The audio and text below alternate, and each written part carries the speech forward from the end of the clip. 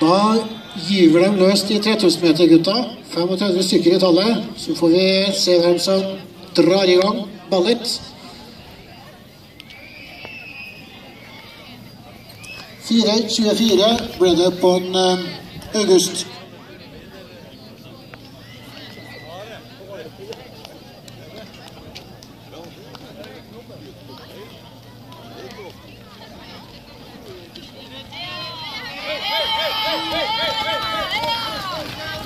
Det var den Emil Austad som drar opp tempoet.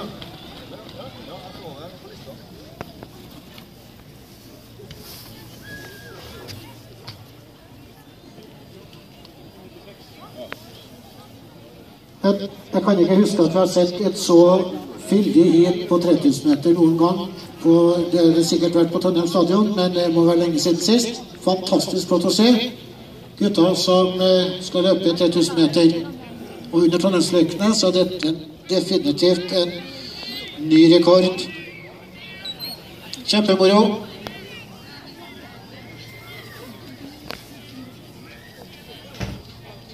Anna har lagt lista på 1,82. Hun har 2 forsøk igjen.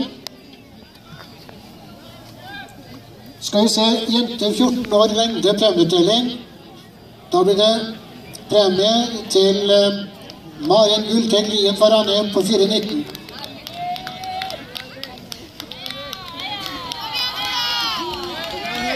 Det er Mats Bjørgum fra Stringheim som ligger i ryggen på Emil Austad. Ola Saksøy fra Sarpsborg på 3. og Henrik Northug ligger på 4. i feltet.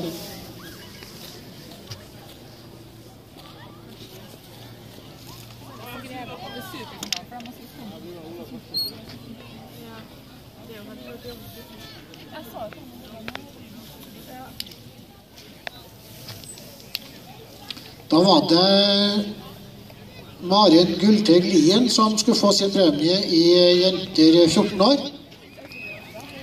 Jenter 13 år. Det er det Kaja Grudsæter fra Selbu som får første premie. Aurora Ude fra Byåsen får andre premie, og Åsne Sætre Stræte Oppdal fra Ranheim får tredje premie. Da må vi få Kaja, Aurora og Åsne frem til seiersdagen. Stillingen er den samme fortsatt. Det er Mats, Ola og Henrik som ligger på hjul med Emil Austad. Og nummer 151, det er han Lars Bendik Eide fra Stillingen som innehar førerplassen. Spiker er ikke noe sånn kjempegod på passeringstider, så det kan jeg ikke bidra noe særlig med. Men jeg skal greie å følge med hvem som ligger i tett. Det er Mats foran Ola og Henrik. Så det er Lars Bendik Eide på 4. Emil Austad drar feltet.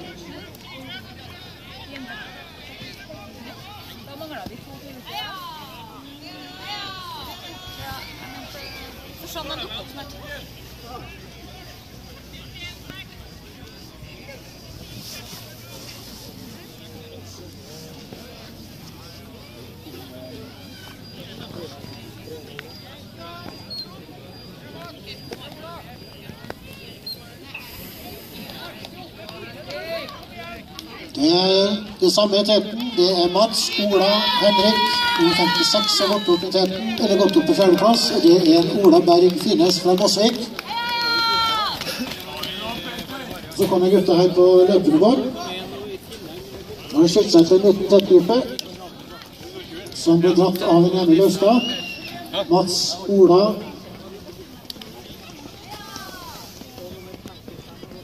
Berg Fines, Henrik Northug, og 2 gutter fra Stringheim.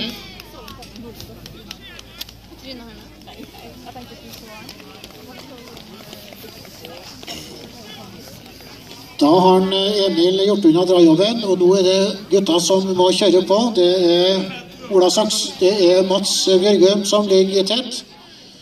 Han drar på en Ola Sakshaug. Og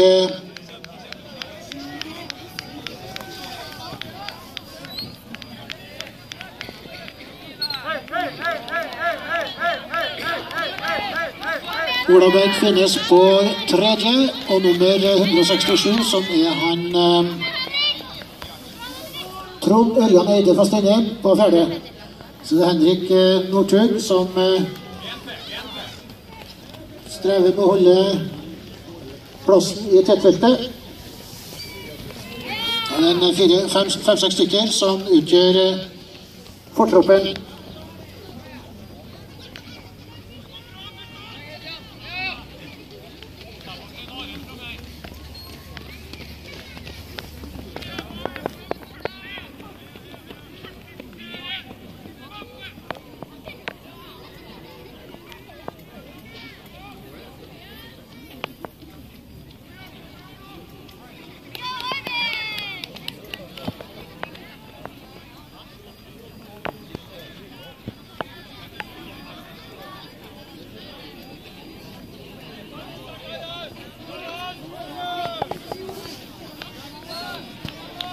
Skal vi se om det er noen endringer i teten her? Ja, ikke av betydning. Det er Ole Berg som drar opp. Mats Bjørgum holder andreplassen.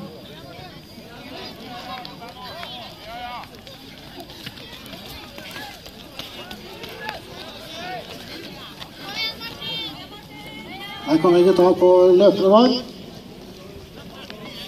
Vi kan gå til Eirik her. Et kjent ansikt til Petter Northug som passerer der og har 2 runder igjen. Skal vi se litt i tet. Der har det skilt seg til en gruppe på 5 stykker. Der har Henrik Northug sluppet litt taket.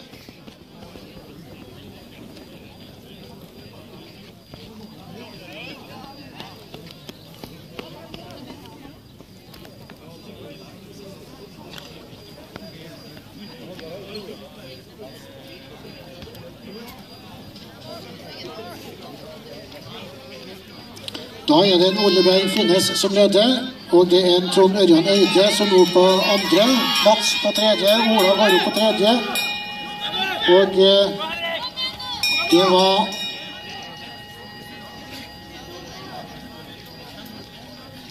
Lars Bendik Eide som nå innehar fjerdeplassen.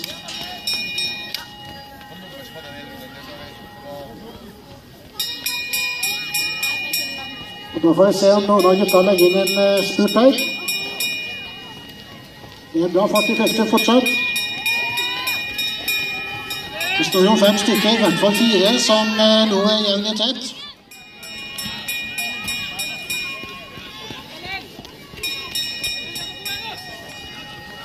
Nå får gutta få en skikkelig applaus på oppløpssiden her, for nå spurtes det.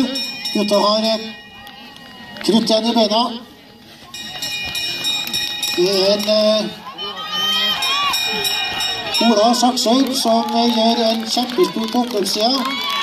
Nummer 2 blir Trond Ørjan, og nummer 3 blir Mats Bjørgum. Det var de 3 beste. Undertiden 8:30,70, det lar seg høre.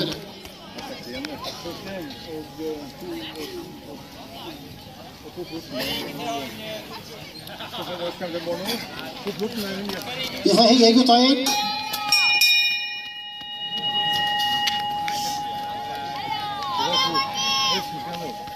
Fantastisk å se et sånt flott felt på 3000 meter på Trondheim stadion. Det er lenge siden sist. Her spurtes det i mål. Gutta har knytt igjen i bena. Kjempebra, fine spurter. Det er bra.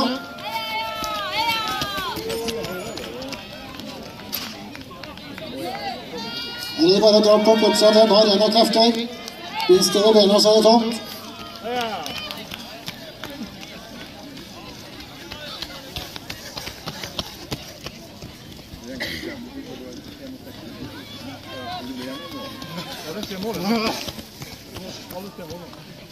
Og enda er det flere igjen. Det spurtes.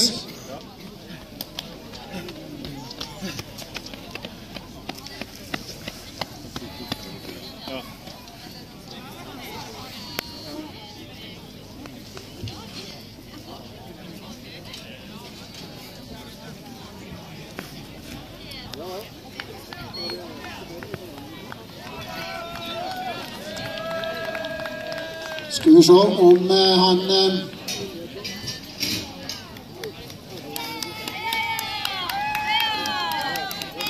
Øyvind Våge Hansen Bøver går i mål der.